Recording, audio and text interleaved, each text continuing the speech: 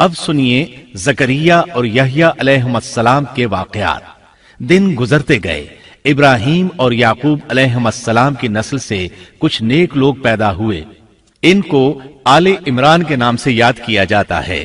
اللہ تعالیٰ سورہ آل عمران آیت 33 اور 34 میں فرماتے ہیں، بے شک اللہ تعالیٰ نے تمام جہان کے لوگوں میں سے آدم کو اور نوح کو اور ابراہیم کے خاندان اور عمران کے خاندان کو چن لیا کہ یہ سب آپس میں ایک دوسرے کی نسل سے ہیں، اور اللہ تعالیٰ سنتا جانتا ہے۔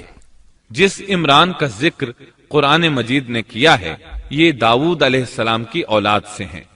زکریا علیہ السلام کی بیوی، یحییٰ علیہ السلام کی والدہ عیشا اور مریم علیہ السلام کی والدہ حنا دونوں حقیقی بہنیں تھیں، اور زکریا علیہ السلام رشتے میں مریم علیہ السلام کے خالو تھے۔ اس طرح یحییٰ علیہ السلام اور مریم علیہ السلام آپس میں خالہ زاد ہیں۔ اللہ تعالیٰ نے اس دور کے کئی واقعات کی طرف اشارہ کیا ہے۔ سب سے پہلا تذکرہ مریم علیہ السلام کی پیدائش کا ہوا ہے۔ یہ واقعہ دمشق میں ہوا۔ زکریا بن دان سلیمان علیہ السلام کی اولاد میں سے تھے۔ دمشق میں زندگی گزار رہے تھے۔ عمر 100 سال سے زیادہ ہو چکی تھی۔ اس قصے کی ابتدا قرآن مجید نے عمران کی بیوی سے کی ہے۔ وہ مریم علیہ السلام کی ماں اور عیسیٰ ابن مریم کی نانی ہیں۔ عمران کی بیوی کے ہاں عرصہ دراز سے کوئی اولاد پیدا نہ ہوئی تھی۔ ایک دن انہوں نے ایک چڑیا کو دیکھا، وہ اپنے بچوں کو خوراک کھلا رہی تھی۔ یہ دیکھ کر انہیں شدت سے اولاد کی خواہش محسوس ہوئی۔ انہوں نے اللہ سے دعا کی، اللہ نے ان کی دعا کو قبول فرمایا۔ چنانچہ جب بچے کی ولادت کا وقت قریب آیا تو انہوں نے ایک نذر مانی۔ سورہ آل عمران آیت 35 میں اللہ تعالیٰ فرماتے ہیں، جب عمران کی بیوی نے کہا، اے میرے رب، میرے پیٹ میں جو کچھ ہے اسے میں نے تیرے نام آزاد کرنے کی نذر مانی ہے، تو میری طرف سے قبول فرما، یقیناً تو خوب سننے والا اور پوری طرح جاننے والا ہے۔ انہوں نے اللہ تعالیٰ سے اولاد کی دعا کی۔ اللہ تعالیٰ کے حکم سے جب انہیں بچہ پیدا ہونے کی امید ہوئی تو انہوں نے نذر مان لی کہ جس بچے کو جنم دوں گی اسے اللہ کے لیے آزاد چھوڑ دوں گی تاکہ وہ بیت المقدس کی خدمت کرے۔ زکریا علیہ السلام اور آل عمران بیت المقدس کی طرف نقل مکانی کر چکے تھے۔ بیت المقدس یہودیوں کی عبادت گاہ تھی۔ یہ ان کا طریقہ تھا کہ اپنی اولاد کے بارے میں بیت المقدس کا خادم بنانے کی نذر مانا کرتے تھے۔ بچہ پیدا ہوتا تو علماء کے سپرد کر دیتے، وہ اسے تورات پڑھاتے تاکہ وہ عبادت کرنے والا بن جائے، بیت المقدس کی خدمت کرے۔ لیکن ان کے ہاں بچی پیدا ہوئی۔ بچیوں کو تو خدمت کے لیے وقف نہیں کیا جاتا تھا۔ سورہ آل عمران آیت 36 میں ہے، جب بچی پیدا ہوئی تو کہنے لگیں، پروردگار میرے ہاں تو لڑکی ہوئی ہے، اللہ تعالیٰ کو خوب معلوم ہے کہ کیا اولاد ہوئی ہے، اور لڑکا لڑکی جیسا نہیں، میں نے اس کا نام مریم رکھا ہے، میں اسے اور اس کی اولاد کو شیطان مردود سے تیری پناہ میں دیتی ہوں۔ عمران کی بیوی حیرت میں پڑ گئیں کہ انہوں نے تو نذر مان رکھی ہے اور اب لڑکی کو تو بیت المقدس کی خدمت کے لیے وقف نہیں کیا جا سکتا۔ ان کے خاوند عمران بیت المقدس کے عابدوں میں سے تھے۔ بیوی نے ان سے مشورہ کیا، طے ہوا کہ بچی کو ہی خدمت کے لیے وقف کر دیا جائے۔ عمران کی بیوی بچی کو بیت المقدس میں لے آئیں۔ جس بچے کو وقف کرنا ہوتا تھا اس کی کفالت کوئی عالم کرتا تھا۔ عابدوں میں اس وقت یہ جھگڑا پیدا ہوا کہ اس بچی کی کفالت کون کرے گا۔ اس کے لیے آخر یہ طریقہ طے کیا گیا کہ وہ سب اپنا اپنا قلم پانی میں پھینکیں گے، جس کے قلم پر کچھ ظاہر ہو وہ اس کا کفیل بن جائے گا۔ چنانچہ سب نے اپنے قلم پھینک دیے، وہ پانی کے بہاؤ کے ساتھ بہنے لگے، جبکہ زکریا علیہ السلام کا قلم پانی کے بہاؤ کی مخالف سمت بہنے لگا۔ اللہ تعالیٰ سورہ آل عمران آیت 44 میں فرماتے ہیں، تو ان کے پاس نہ تھا جبکہ وہ اپنے قلم ڈال رہے تھے کہ مریم کو ان میں سے کون پالے گا، اور نہ تو ان کے جھگڑے کے وقت ان کے پاس تھا۔ اس طرح زکریا علیہ السلام کفیل قرار پائے۔ مریم علیہ السلام نے بہت اچھی پرورش پائی، وہ بہت تیزی سے پروان چڑھی۔ آپ کا جسم مضبوط اور خوبصورت تھا، بہت نیک اور عبادت گزار تھی، عورتوں میں سب سے زیادہ سچ بولنے والی تھی۔ اللہ تعالیٰ نے انہیں اپنی کرامات سے نواز رکھا تھا۔ اللہ تعالیٰ سورہ آل عمران آیت 37 میں فرماتے ہیں، جب کبھی زکریا ان کے کمرے میں جاتے उनके पास रोजी रखी पाते। वो पूछते, ए मरियम, तेरे पास ये रोजी कहां से आई? वो जवाब देती कि ये अल्लाह के पास से है। बेशक अल्लाह ताला जिसे चाहे बेहिसाब रिस्क देता है। जकरिया अलैहिस्सलाम को जब कहीं जाना होता, वो मरियम अलैहिस्सलाम के कमरे का दरवाजा बंद करके जाते थे।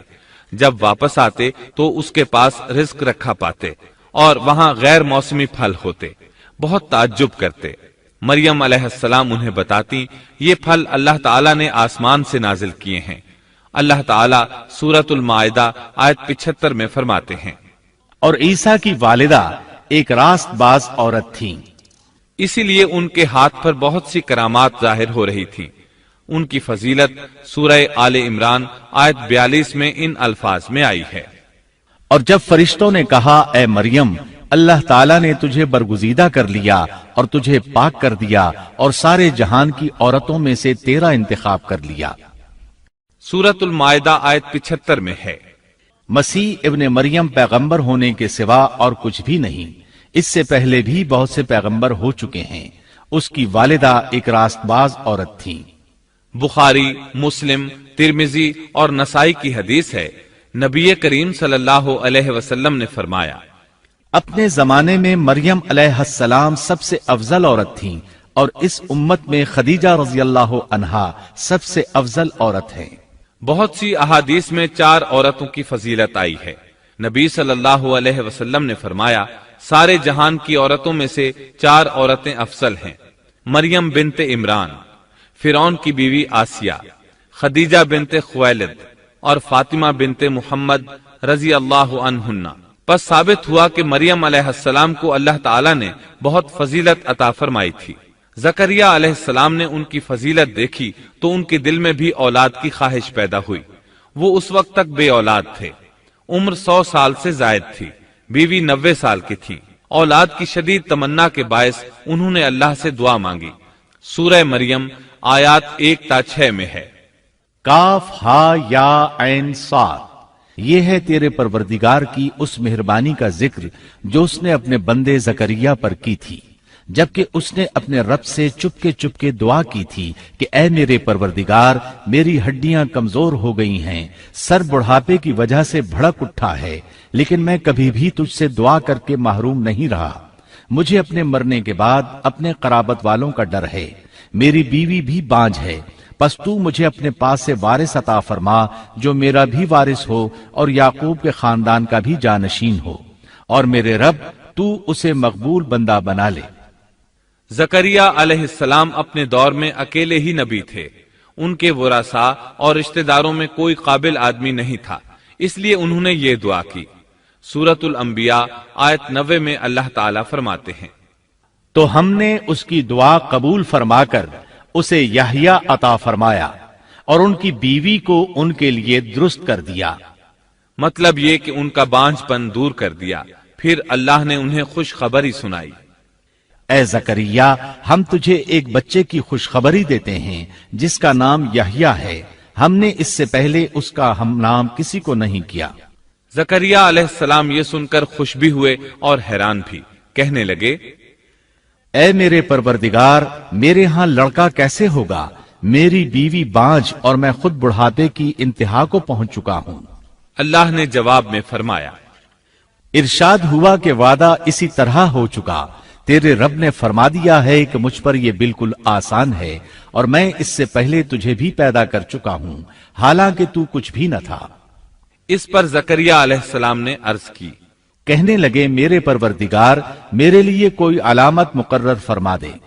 यानी जकरिया अलैहिस्सलाम ने अर्ज की, मेरे रब, कोई निशानी मुकर्रर फरमा दीजिए कि मेरे यहां बच्चा पैदा होने वाला है, जिससे मैं समझ जाऊं कि यह बच्चा बनी इसराइल पर जाहिर होगा, ताकि बनी इसराइल को भी इसकी फजीलत और अहमियत का इल्म हो जाए।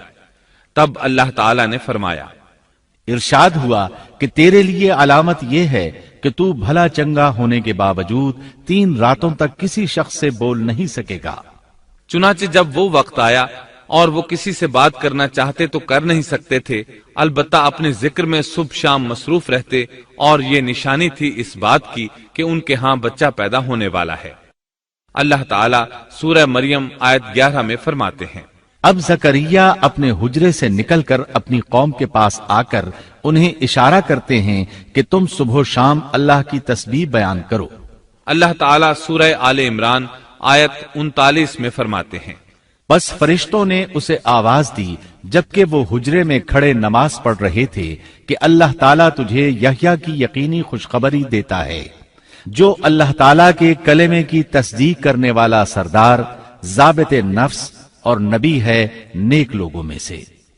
انسان کتنے ہی بلند و بالا مقام پر پہنچ جائے اور اللہ تعالیٰ کے ساتھ اسے زیادہ سے زیادہ قرب حاصل ہو جائے، تب بھی وہ اللہ کا بندہ ہی رہتا ہے، اور کسی بھی بلندی پر پہنچ کر وہ اللہ یا اللہ کا بیٹا نہیں ہو سکتا، اللہ کا شریک نہیں ہو سکتا۔